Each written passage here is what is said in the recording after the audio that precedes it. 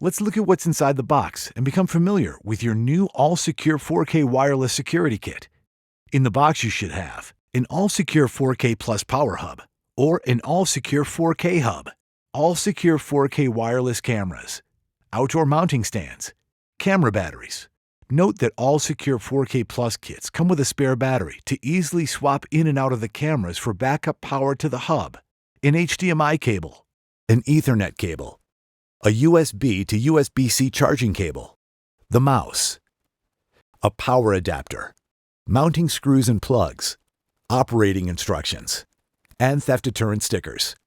Looking at the back of the unit, you will see an HDMI port for connecting an HDMI display, a network port for connecting to your network, a USB port, the reset button, a USB port for connecting a flash drive to copy events or perform a firmware upgrade, a power input for powering the unit, and a micro SD card slot. The AllSecure4K Plus has a charging bay where the spare battery can easily be inserted and removed. Looking at the front of the unit, you will find a multifunction LED. Green indicates the unit has power. Blue indicates that your NVR has a storage device. Red indicates the NVR is connected to a network.